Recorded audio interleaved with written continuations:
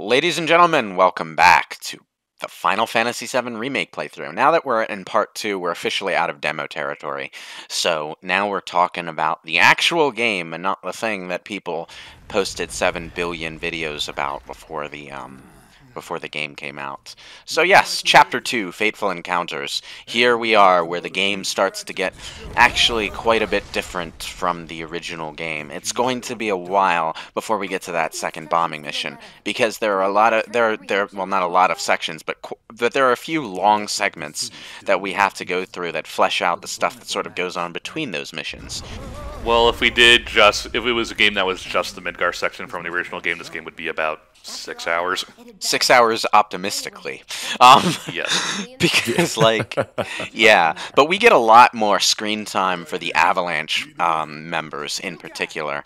And that sort of plays into the way the game changes up the story later on. But it's also very appreciated because I've always liked these three characters in concept, but they're sort of just there and gone in the original game. This is something I was expecting the remake to do, and I'm glad they did. Yeah. In the original game, you didn't get any background at all for Biggs and Wedge, and, well, to be fair, you still don't get any background for Wedge. He's just, he gets more screen time, and that's pretty much all he gets. Biggs gets some hints at a backstory, though, and Jessie has, like, an entire fleshed-out backstory, because she dies when she is scheduled to die. She does not survive this game, and, so I guess they decided, because they were going to do that, they'd get all of her character development in early on. So the first big mission that you go on in Remake is actually for her. And I really appreciated that, because Jessie was a character that I always quite liked. And I've always wanted to see more of her and find out more about who she is. And this game gave me that. So, you know, props game. Out of the three originally, Jessie's the one you interacted with most. Even then, that wasn't that much. Yeah. And that was mostly spent with her trying to flirt with Cloud. She even had a little moments that you had to go out of your way to discover. To be fair, which probably people didn't know about it, because she was actually pretty easy to. She was pretty anxious, like in the original game, especially after the initial bombing.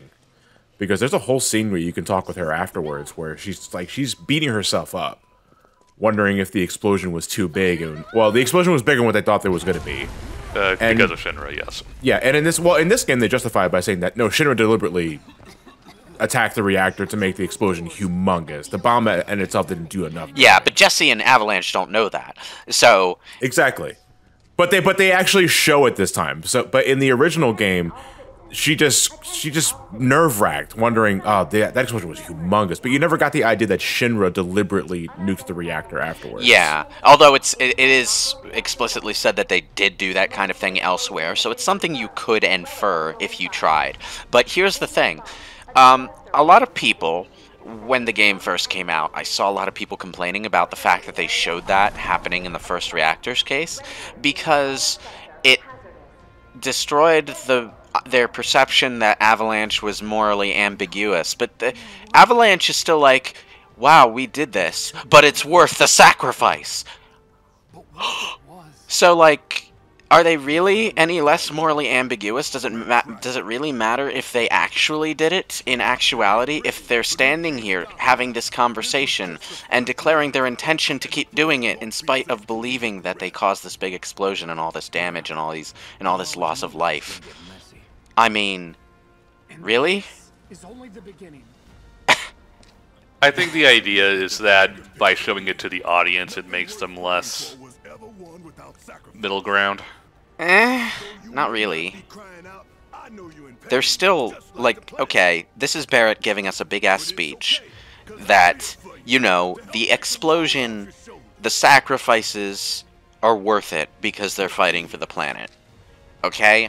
Immediately, I can point out, it's easy to talk about sacrifice when what you're sacrificing belongs to someone else. But, you know, the fact that Shinra did in fact cause the explosion themselves doesn't really change the fact that this is the mindset these people are in. You know? Yeah. So they had the intention of blowing it up in the first place to cause similar damage, if not on the same scale, but similar damage. They didn't. They didn't and necessarily intend to cause the damage, but the fact that they're willing to cause that damage, the fact that they're faced with the reality from their point of view that they did cause that damage and decide to continue anyway, that's important. It's also a good moment for Barrett because he can tell the other three are clearly not on board, strictly speaking, with doing all this. It is important that they show Barrett to have some charisma, yes. It's a lot. I think it's a good thing to show because, especially for people that are younger, and it's very clear that Biggs, Wedge, and Jesse here are like teenagers or early 20s, you know, and that's when a lot of activists are younger, and especially when they're trying to, like, I'm not saying that every activist blows up stuff, but a lot of very, very passionate people who do, you know, these kinds of, you know, a lot of people are very willing to be like, yeah, we're gonna do all this stuff, and then they're not able to follow through with it when they realize that what they're actually need to do, because, again, it's a lot easier to say, yeah, we're gonna blow up the Mako reactor and then save the planet, as opposed to actually blowing up the Mako reactor and then seeing the orphanage that's on fire because it's 2 blocks down. We didn't mean that to happen. Well, it The did. orphanage is safe, don't worry. It's underneath the plate, and that's not under Sector 7. There is an orphanage in this game. You know what I mean, though. Yeah, I know what you mean. It's just like, I didn't know that blowing up the Mako reactor would mean ruined blowing up the Mako reactor. Yeah, but guess what? You may not have ruined the orphanage, but you ruined their Sector 8 field trip, But, you know, motherfucker. for all that the showing of that scene allegedly takes away from the moral ambiguity, the original opening was very quickfire, and you got, like, maybe one screen of one NPC saying, what's going on?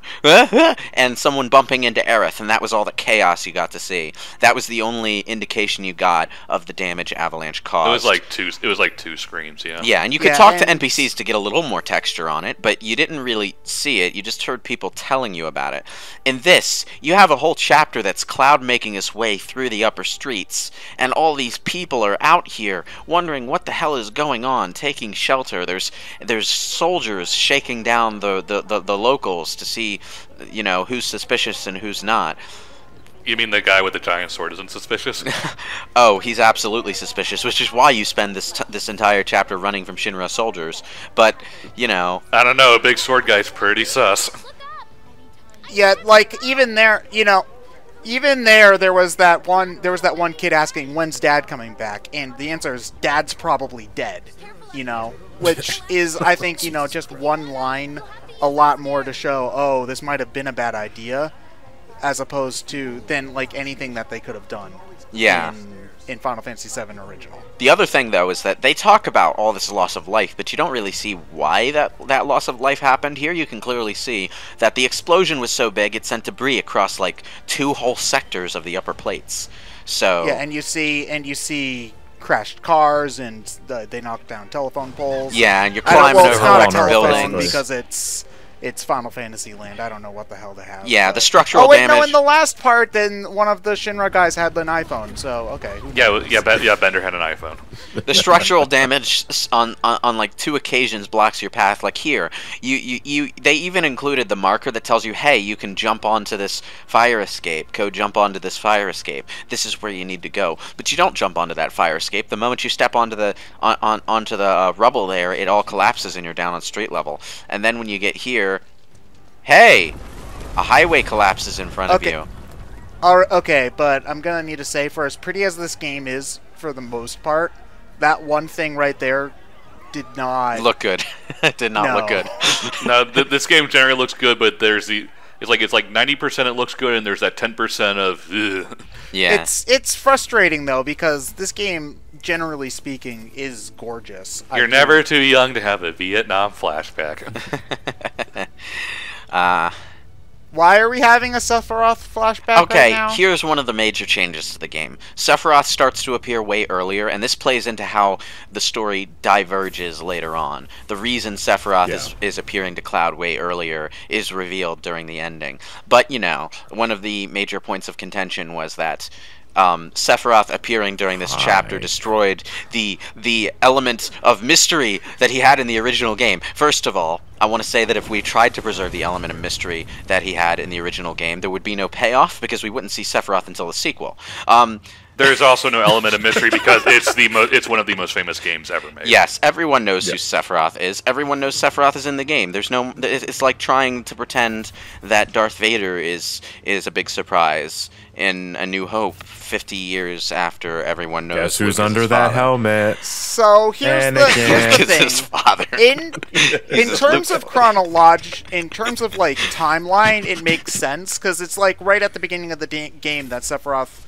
Or is that's not real Sephiroth, but that's Genova. Genova Sephiroth. Oh, In the original game, it was a Genova. It was a Sephiroth clone, basically. Yeah. It was one of the cloaked figures using Genova cells to masquerade as Sephiroth. Yeah. Yeah, but they break out of the Shinra building like at the very beginning of the game, right? So Sephiroth being here isn't like out of place. I just figured they'd wait a little bit because it doesn't seem related to anything that's going on.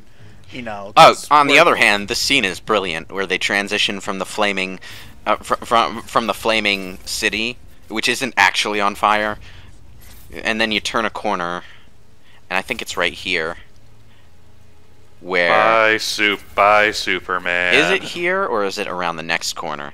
Anyway, you just sort of transition in real time through the alleyway into... Hi, Superman. He's not George Newbern in this. He is voiced by another Superman, though. Another one? Yeah, the Superman in the CW shows.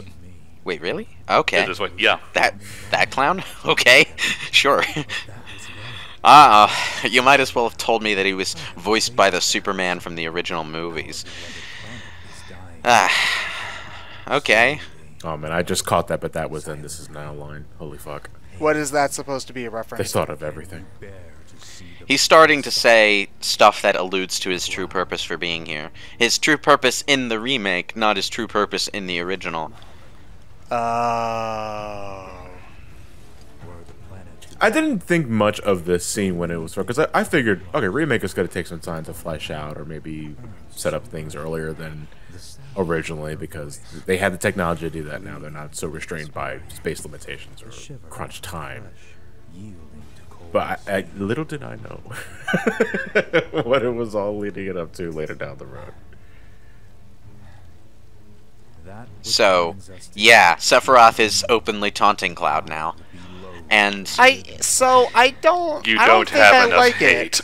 Huh? I don't think I like Sephiroth like this. Part of why I think he was an effective villain in the original is that he didn't talk a lot. He was kind of there and around. Well, and he never monologued at anybody like this. Sort of. On the other hand, we're still not sure exactly what the Sephiroth is trying to accomplish. Yeah, we really don't know what Sephiroth's endgame here is because, well, he only really gets the first stage of his plan in this one. But the counterpoint I have for you, Ted, though, is that when you get down to it, the Sephiroth in the original game wasn't really the main villain, and he wasn't developed as such. Yeah, but that's part of what made him cool, you know, is that he was more of a... But was that him being developed as cool, or were they the person... Was that people reading into it too much? Well, in any sense, that's just the vibe he came off. Here, he just felt like Emperor Palpatine. He was literally like, use your hatred, Cloud. Use it and strike me down, and you should become more powerful than you possibly can imagine. I mean, people mock Emperor Palpatine, but Emperor Palpatine was good. That's the thing about Emperor Palpatine. Yeah, but Emperor Palpatine is good when he's Emperor Palpatine and not when he's Sephiroth. But here's the thing, though. The thing about Sephiroth in the original game was that when you boiled it down, he was just a really cool-looking, really mysterious non-character. He had... and also he's a non-character that if you really looked into it, he was just kind of a big mama's The only time I ever found Sephiroth interesting was in the Nibelheim flashback and in Crisis Core before he went crazy. So the Nibelheim flashback, I think, was really, really cool, and that's like actually one of my favorite scenes in the entire game, is like him freaking out and being like, what the hell is going on, and him effectively driving himself crazy, I thought was a really like powerful scene. And I mean, granted, yes, he's not developed. He's fairly one-dimensional, but he has an aura about him that makes him like charismatic and alluring. And part of why that works is because they use him sparingly. He does not show up a lot. Like, you get hints to him at the Shinra Tower, and then he pops up for 5 minutes at a time every couple of hours until the very end. That's kind of still what they do here. He doesn't show up all that often. Yeah, he's not. It's not like he's showing up in every scene, Ted. I know, that's true, but he also was quiet too. Like, you didn't know what he was up to. Apart from like a few flashes of madness, after this chapter, all you really see of him is in the end of the game. But you see, that's the thing, though. What I find that more interesting about that is that kind of the conversation that we just had there, because it does feel out of character for him. You don't know if whether it's because it's just the remake being the remake, or are they planting the seeds for what they're going to do later down the road. I mean, I know we still got a long ass fucking commentary to get to before we actually get to the meta shit. Never mind, here it is. Maybe it starts as this is like, right. So if you thought like Sephiroth showing up as early as this sector was like a red flag, then you start getting the Dementors from Prisoner of Azkaban showing up soon. And you also get like so around here, this is where I was starting to like something's. Why is he wrong. taunting us about saving people with Aerith right there? But I didn't think of any real major concerns of it until like way later down the road. But right here, I was like, something is happening. But it's probably nothing. It's just like, oh, those Genova cells, you know. This is for you. It must be the ether. I like this little touch, which makes a hell of a lot more sense if you play the game knowing the plot, why they show up here, and why Aerith goes out of her way to stop Cloud to give him the flower. Like, he's about to walk by, but she stops him and offers him the flower. Stop, Aerith, you're about to cause a time paradox. In the original game, to be offered the flower, you had to ask about it yourself. If you told Aerith to get out because it was dangerous, she would just go. But she, in this version of the story, she takes the initiative to offer you the flower beforehand, and she doesn't ask you for any money at all for it. Which means taking the flower as canon. No. Because watch what happens right after the scene. The Dementors from Azkaban. She tries to stick around longer, and yeah. So this whole sequence didn't happen. Yes, it's the meta shit starting to happen. So this is in his brain, are we at? No, this is actually happening. But now the Kingdom Hearts bullshit is starting. Oh, Kingdom Hearts bullshit. This is not new to Nomura.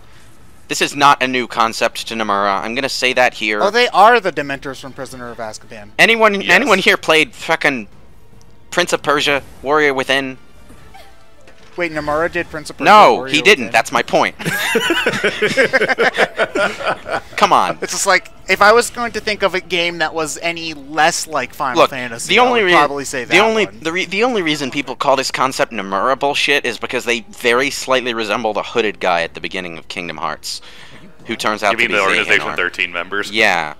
I was more about you're making things more convoluted than it needs to be, which is Kingdom Hearts in a nutshell. Not necessarily the appearance of. That's more what we're referring to. That's the thing, though. In concept, idea, this is a very, very simple. This is a very, very simple thing. Okay. But the problem is, as we'll see later, they have like names and a purpose in the greater meta universe thing, and it's just kind of like you're overthinking. Yeah, not really, because spoilers, they're gone at the end of this. That's the entire plot of the remake, is getting rid of those fucking things. It's questioning whether or not they needed to be a thing, but given the direction the story goes, they are, because it's a. I mean, we are going into the late game shit so early on in this commentary, but people know what they're getting into when they watch us. For the story that they wanted to tell, for the direction they wanted to go in, knowing that this is not going to be a one-to-one remake, they are a necessary component in the storytelling. We just don't. But it's so hard to swallow because I feel that we wanted something that was more close to the original, and these guys are clearly an alien thing. It's also more that they kind of they just don't feel with the general visual vibe 7 has. They just visually looking at Not them. in the Midgar section, I would agree. No, but you remember 7 gets pretty fucking spiritual. Yeah, I know. I'm saying by the looking end, at when you look at them on their own, you know, those hooded cloak prisoner of Azkaban things. right. What do those look closer to? Something from Kingdom Hearts or Final Fantasy VII? Final Fantasy VII, because like they're simple ass. I'm going to disagree. The black hooded figures. They're simple ass black hooded. You know, when we first saw them, the prevailing theory was that they would be the black cloaked Sephiroth figures, because apparently in concept, when they were making the original Final Fantasy VII, they were originally supposed to be flying specters, and they wound up not being. And they were such a weird mystery in the original game. Like, even by the time you got to the end of the game, they weren't entirely, like... their implementation of the game was kind of jank. You might not have even talked to them. So, yeah, a lot of people so I have not played the game in this, the original game in 5 years, so you're going to have to remind me. When were black hooded figures in here's the thing. The only mandatory time you would ever see them was when you went to the Northern Crater after the end of Disc 1. At the beginning of Disc 2, when you went into the Central Crater, the only mandatory time you would see these fuckers was when they were showing up for the reunion. But throughout the game before that point, you could find them just hanging around in different locations. There was this guy R6. He wasn't wearing a black cloak, but he had the tattoo, and you were supposed to draw the connection between that and also, the Sephiroth clones. The revisit the Nibelheim. And there were guys chilling around Junin who were in black cloaks, and they were just going ugh. Okay, so maybe I'm revisit the visit to Nibelheim. Yeah. I mean, you don't have to explore the town. Granted, you could just cut through it and go to the mountains, but they're all over the place in Nibelheim. Okay, I don't really remember them. That's who they were, though. They were the original survivors of Nibelheim who were experimented on and injected with Genova cells. So, yeah. Hojo's a dick. Yeah, he kind of is. Oh, they turn into glowy spirit juice when you kill stuff. They go back to the planet. Everybody becomes fireflies. It's funny because even though they do that here, kind of like Final Fantasy X, they only do it selectively. Like, when a cutscene demands that a corpse be left behind, it's left behind. But in gameplay, it just sort of evaporates. Monsters decompose very quickly. And so soldiers, but not all soldiers. Also robots. No, actually, the robots just fade out of view, don't they? Yeah, after blowing up, harmlessly. Oh, this fountain. You see, this was a scene that they showed a lot in a lot of the previews because it's a Square Enix game. This was delayed like 6 times and had 3 different battle systems over the course of its development. It's interesting because originally the game was outsourced to CyberConnect or something. Something to the point, but they ended up not being able to finish it. They seem to have used some of the framework that developer used, because a lot of the same scenes exist in slightly altered forms. So, well, I mean, no reason not to use the assets they made. But it's ultimately a very good thing that Square took the reins themselves, because they finally nailed this combat system, and it's glorious. And I hope that if they have a combat system that's half this good in Final Fantasy 16, then I don't mind it staying action. Okay? My more hope is that the main numbered games can kind of continue to do their own thing a little bit under Yoshi P. What I hope they do is that after this one, they give 8 and 9 the same treatment. 8 could use the remake. I feel like 9 8 would benefit from it a whole lot, I feel. Yeah, I would fucking jump on a 9 remake. I don't think that for 8, especially, the hype would be there, though. People, like, you were talking about this last part. I mean, people always say, stop remaking the good shit, remake the stuff that had promise, but that wasn't done as well.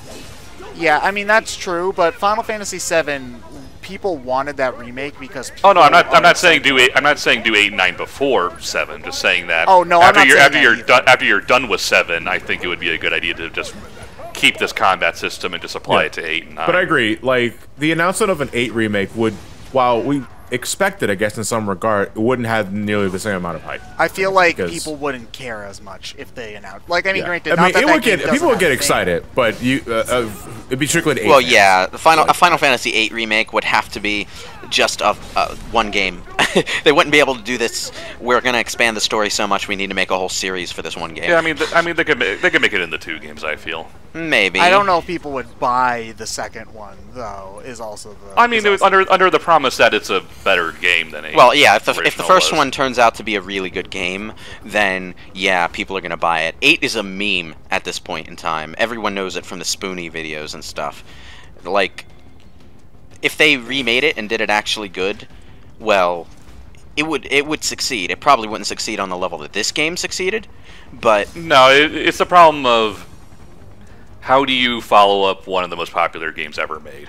You can't, is more the thing. So it's one of those, you have to go into it expecting it won't do the same numbers. Yeah. And it's impossible to do the same numbers. It's Final Fantasy VIII has a lot of potential for a remake if they were to rework the junction system into an action-based combat context, and also to give the characters some unique attributes the way they did in this game. But also, get the junction system right. Accomplish everything that they meant to do with the junction system originally. That would be amazing. And they sort of accomplished that here, because the materia system, surprisingly, is just as deep as it was originally. It doesn't have quite as many materia, but that comes down to the game just not going quite as far into the story. They gotta leave some stuff for later. Just for a question as to, like, levels and stuff, do you get, like, to, like, Faragas and whatever the fourth one? Okay, so they do level you up high in this game. Okay. Yeah, this is its own RPG. Like, for all intents and purposes, this game is its own. What everyone imagines is going to happen is that at the start of the next game, Yuffie's going to steal all your shit, and that's why you're back at square one. It doesn't necessarily need to be that way. Here's the thing. The way they balance this game, and this, I can't believe I'm saying this, they use the Final Fantasy XIII system of weapons all being upgradable, but generally of the same power level and just having a different balance. And they apply that same logic, like Final Fantasy XIII did, to the magic. So for Raga, while it is a bit more powerful because it takes more ATB to cast, its main strategic advantage is the fact that it has a larger area of effect, rather than it just being the better fire spell. You can still continue casting fire at the end of the game, and the only disadvantage is that it has a smaller area of effect. It still has an area of effect, as you can see there, but it's faster to cast. But it's still... And it's also a lower MP cost. Yeah, it also has a lower MP cost, and it does a lot of damage. I like that. Yeah. I like that a lot, especially when it comes to strategy games, where instead of just getting the stronger option, you get another option that's maybe flashier, but not making your old options obsolete. I think is really neat from a strategy perspective. Yeah, and that's the mentality that they went with in this game. Final Fantasy XIII tried it, but Final Fantasy XIII wasn't well designed, so it really only had limited success there. Where the mentality is that all your weapons and all your options should remain useful throughout the game. Your growth in power comes from gaining more options over time, rather than replacing your older options with stronger options. So whereas in Final Fantasy VII you'd replace the ice spell with the stronger ice spell, in Final Fantasy VII Remake, rather, you replace the ice spell with a wider hitting ice spell that's more likely to actually hit the enemy. So yeah. They take cues from 14 here as well, in terms of having abilities that augment certain other abilities and being able to have multiple purposes for them as well. I feel that they might take some cues from 14 from that. Because I remember one of the abilities that you get for Aerith later, because she is a dedicated spellcaster in this game, and they laid that in hard. She has, I think it was an Arcane Ward. That's what it's called. She puts down a ward that allows anyone who's standing in it to double cast any spell. It's beautiful. So you're saying this isn't a single player MMO then, Lewis, when they have area of effect buff spells. Oh my god. Well, no. Meanwhile, being able to cast it's not, looking at the corner, it's like, what am I? It's not a buff. It doesn't affect the characters themselves. It places a circle on the floor. Anyone standing inside that circle gets the double cast ability. Cool, so it buffs them. Well, that's the thing. When you buff a character, the buff stays on the character. Like, if it was an area of effect buff spell, you'd be buffing you'd be buffing the characters within an area, and that buff would stick to the character after casting. Yeah, that's what happens in MMOs. Yeah, but that's not the thing the Arcane Ward does. The Arcane Ward puts a physical circle on the floor that you have to stay within if you want to have the ability. So you have to sort of run around the battlefield while your ATB charges, and then get back within that circle when it charges in order to use the ability. And it leads to some really effective strategic use of the battlefield to get around certain bosses' area of effect skills. Like, later on, I'm jumping ahead a bit, but later on there's an optional boss that I fight with Aerith that constantly leaves these crackling smoke clouds around the goddamn battlefield that hover there, and if you touch them while they're in effect... Bahamut. What? No, not Bahamut, although it might... I haven't fought Bahamut yet, so he might do the same thing. I'm talking about an optional boss in one of the quests. Okay. I was going to say, Bahamut does something somewhat similar in this game. So it leaves these clouds, and if you touch them, they paralyze you and cause your character to go inactive for a little while. So you have to maneuver around these things, but the easiest way to kill the boss is by double casting lightning spells at it. So you lay down the Arcane Ward, but oh no, it's left a goddamn crackling smoke cloud between you and the Arcane Ward. So you have top of your Arcane. So on top of fighting the thing and avoiding its effects, you have to get around that thing in order to get back to your Arcane Ward and double cast, or maybe you'll waste ATB gauges to replace the Arcane Ward. The pains of being a black mage and your ley lines are now suddenly covered in poison shit. Did you guys ever play the last story on Wii? I had it, but I never got around to playing it, and then... Yeah, that's a game I've had on my shelf for I had years. to trade that in recently because I was so short on money. So for anybody in the audience not familiar, back when Xenoblade in like 2010 or 11, back when that game was Japan only, Operation Rainfall. A lot of people really wanted not just Xenoblade, but also the last story in Pandora's Tower. Oh, look. Yeah, to come over to the West. It's that moment I showed on Twitter where I just completely own these guys. Yeah. But anyway, I say that because the battle system and the way you're talking about it kind of reminds me a lot of that, where it's more about battlefield manipulation than it is about... I mean, that doesn't make sense considering Last Story was done by Final Fantasy guys. A lot of people try to play this game like a full real-time action game Devil May Cry bullshit. But I'm like, no, the game is at its best when you actually use the tactical mode to assess, to respond, and then to take advantage of every split-second choice that you probably wouldn't see coming if you were playing in complete real-time. But like, there was I don't remember if it paused the action in the last story. I don't think it did. I played that game 10 years ago. It's been a while, but you had all your party members, and you could be like, okay, you guys do this, you do this. There were similar things where, I believe there was a similar buff sort of system where like one of the mages would put a thing on the floor, and if you're standing on the thing on the floor, you get a buff. I remember that there's things where the mages can do really big ass, huge fireball spells and whatnot, but you have to protect them. Well, they charge it up and things like that. I wanna highlight something about Cloud's skills.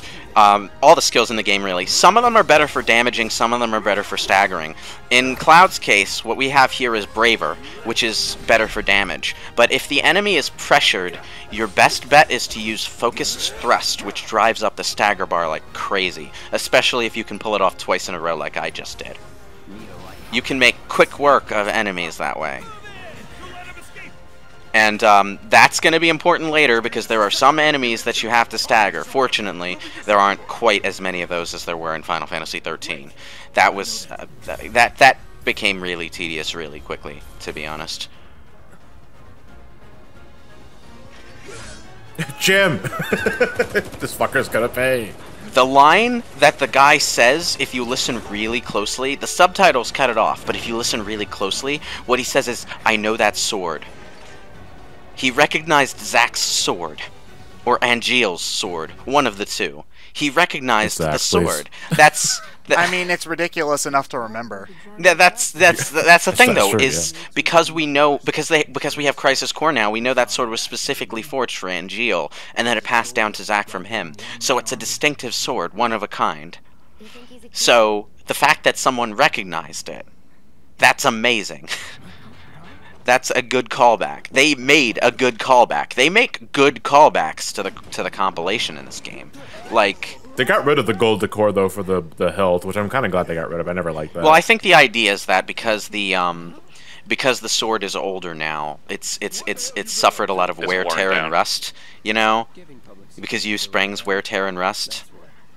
No, because after starting with Advent Children, I want to say Complete or Crisis Core, they retroactively changed the design of the Buster Sword where it always had that gold. Well, yeah, but they're still using that design for the Buster Sword because it's got all the patterning on it. At the very least, it's better than it being bandaged up in Kingdom Hearts for no reason. Well, you know, the sword, when the sword hits a rock or whatever, in order to fix it, you put a bandage around it. In Kingdom And that makes the Hearts, sword better. in Kingdom Hearts they just wanted to give Cloud a demony motif to contrast Sephiroth's angel motif. Because the angel is actually evil, so the demon is good. I'm a genius. Oh man. Bravo, Nomura, bravo. You wrap bandages around the Buster Sword, increases its durability. Pretty sure that's how it works. Oh man. But no, the design of the sword, though, is closer to what it was originally in 7. Like, you can see the ridges on the back end of it. You could say it's Crisis Core. I just think it's just them adding a little more detail to it, not necessarily referencing Crisis Core. Well, they are referencing Crisis Core a lot, though. Like the Benora White Apples, the fact that someone recognized the sword because it's a unique sword now. They make callbacks to before Crisis as well. And then in the Shinra Tower, they referenced 10-2 for some reason. Wait, what? Well, they had to do When? that.